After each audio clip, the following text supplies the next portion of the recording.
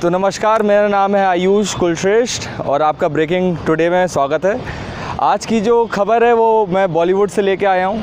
सुशांत सिंह राजपूत और रिया चक्रवर्ती का केस जो चल रहा है पिछले 3-4 महीने से, बल्कि और ज़्यादा ही हो गया होगा।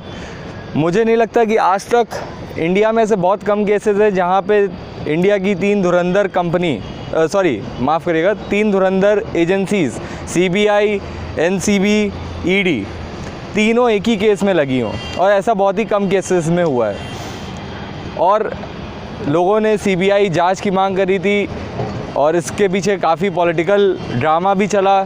मुझे लगता है कि जो केस बहुत पहले ही सॉल्व हो जाना चाहिए था, उसके पीछे क्योंकि पॉलिटिक्स घुस गई उस केस में, इसलिए ना अब उसका नतीजा निकल रहा है कि वो सुसाइड था या मर्डर था, या सुसाइड था तो क्यों था।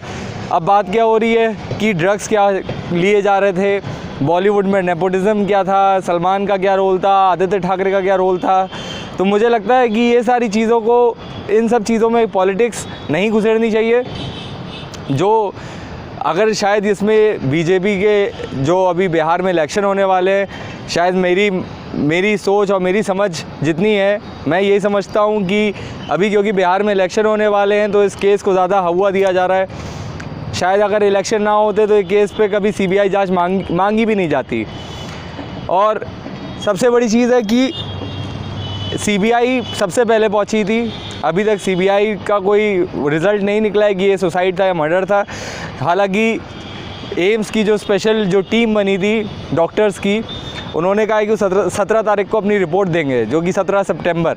इसको आज है 16, कल 17 है, तो कल तक मुझे लगता है रिपोर्ट मिल जाएगी और ये बहुत क्लियर हो जाएगा कि सुसाइड था या मर्डर। दूसरी चीज़ कि CBI से पहले NCB ने ही गिरफ्तारी कर ली है, और ये किन चीज़ों पे हुआ है? वीड पे, मैरिजुआना जिसको वीड भी कहते हैं, जो गांजा। और मुझे लगता है कि ये जो गांजे की जो खबरें आती हैं वो हर चैनल पे चलती है, लेकिन कभी भी इतनी बड़ी हेडलाइन नहीं बनती है।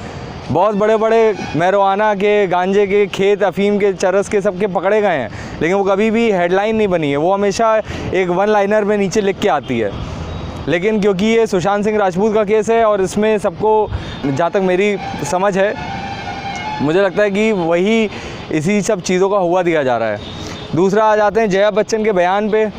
जया बच्चन ने टारगेट करते हुए रवि किशन को बोला है कि जो लोग इस इंडस्ट्री में आगे पैसा कमाते हैं, नाम कमाते हैं, वही इस इंडस्ट्री को बदनाम कर रहे हैं, उसको गटर बुला रहे हैं। और इस पर वो काफ़ी भड़की।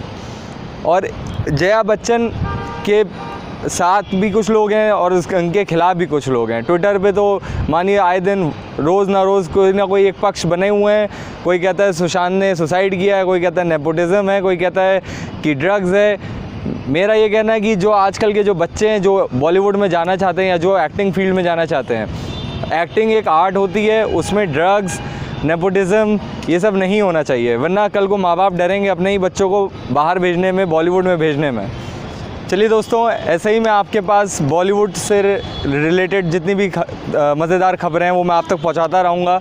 और इसी के साथ मैं आपसे एक अपील करना चाहता हूँ मेरी तरफ से और ब्रेकिंग टुडे की पूरी टीम की तरफ से कि कोविड-19 के केसेस बहुत ज़्यादा बढ़ रहे हैं। आप कोशिश करें कि आप घर पे ही रहें, ज़्यादा से ज़्यादा बाहर ना निकलें। अगर निकल भी रहे हैं तो सोशल डिस्टेंसिंग का पालन करें और कहीं भी पब्लिकली ज़्यादा ना जाएं। अपने हाथों को सैनिटाइज़ करें, मास्क पहनें और ये सारा ध्यान रखें, आप अपना भी और अपने परिवार का भी।